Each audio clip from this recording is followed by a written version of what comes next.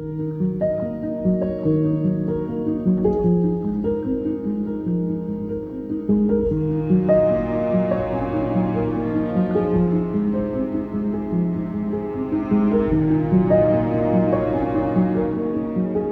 you noticed in that opening meditation that I was speaking a lot to attention, to the ways in which our attention is one of our capacities or facilities or superpowers.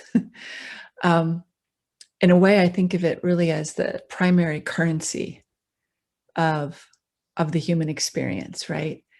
If you notice in our culture, it's like everything is trying to get our attention, whether that's people wanting to sell you products or um, have you buy into particular narratives, or whatever the nature of it. It all requires our attention. Or when we're learning a new skill, it requires our attention. So our attention um, is this incredible power that we have, that whatever we focus on, our energy goes there. It grows in our experience. And so for many of us, we have an experience of being in a human journey where our attention might feel kind of haphazard, like we don't know quite how to concentrate it or reel it in or be able to focalize it in the ways that we would most like to. um, so again, today, what I started to just introduce you to is the power of just, I hope you all felt in that little exploration, I'll check in with you about it in a moment, that when we bring our touch, we bring our awareness and we bring our sound, we start to enter into what I think of as a kind of an alchemical intimacy, where our attention has a genuine place to land, to rest in a very embodied way.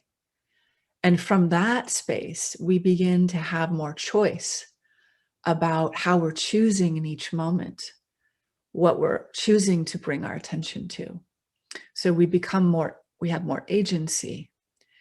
And I think fundamentally, that's kind of the point of, all of our psycho-spiritual, somatic, transformational work, is that ultimately we're becoming more and more available to be at choice in our moment,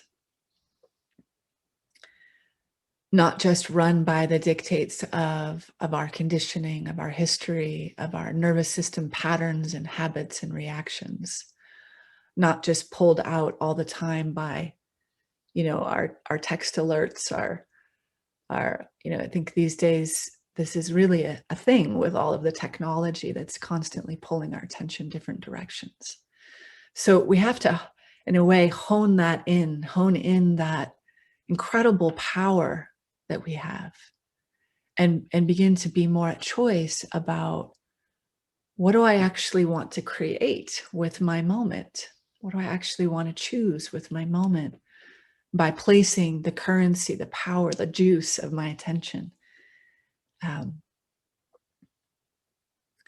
And I think in a really simple way, in each moment, we can be either in kind of a nervous system disposition, where we're coming more from our head space, and from a mental and emotional kind of reactivity or sort of autopilot. And when we're in that space in ourselves, we tend to be orienting to our environment in this way where we're looking for friends and foes. We're in a sense of feeling separate, and our nervous system level is more in a kind of protective or defended sort of posture of looking for friend and foe. And that's very much based on our survival over, generations and generations and thousands of years of evolution. That's that historic nervous system. That's basically what the deal was. For us to evolve and to survive, we had to be oriented to our environment in that way. So very much our old sort of survival, reptilian brain orientation. And I think that probably all of you on this call can relate to the idea, the possibility that where we're going as a species, where we are evolving as a being, as a consciousness, requires that we actually open to more of our higher brain centers, our frontal lobe, what some physicists call our God brain, that's newly evolving.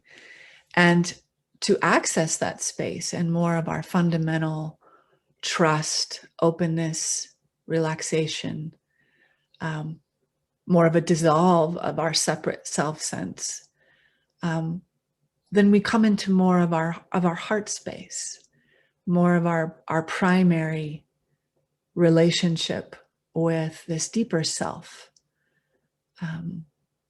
And so when we're more in our heart space and we're located more in our midline and this frontal brain space, then our capacity most naturally is one of befriending our moment, befriending our experience, allowing our experience.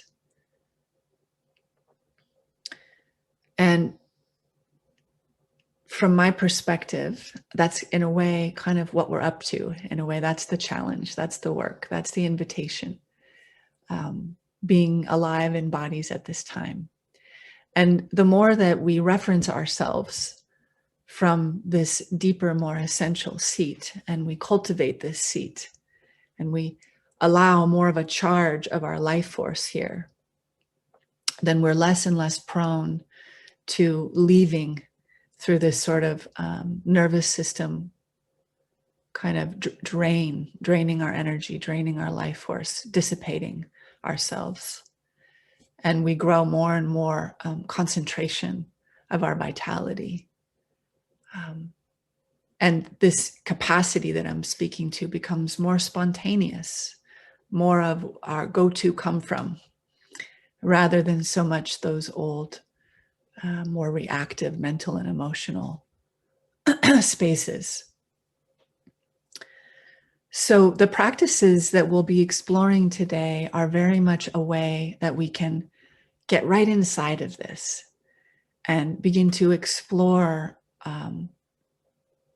more of this kind of alchemical intimacy with ourselves, with our moment, and really with the kind of the base metals that are arising in our lives. We don't have to go look for them. They're here. They're here in the discomfort of our bodies. They're here in the relational challenges and frictions that we might meet in our lives. They're right here in the very stuff, the very matter of what we meet in each moment. And so instead of just continuing to add, more and more intensity or more and more base metals to be challenged by, I want to give you all this option of working with the very base metals of your life in this kind of transmutational way, this alchemical intimacy way, where we start to shine the light of our presence and holding a deeper kind of embrace for our experience to begin to sort itself and integrate itself. And essentially, this is how we trump trauma. We all have our histories and our various experiences of traumatic experiences where we left, where we split off, where we disassociated, where it was too much to stay here and to be in our bodies and to feel. And so we're all in a process of reclaiming those parts of ourselves where we left, where we splat, and bringing them back to a deeper kind of integrity or wholeness. And the way that we do that is by providing the environment, providing the space for this that I'm speaking of, this kind of alchemical intimacy of our presence, to allow more and more and more of what is here.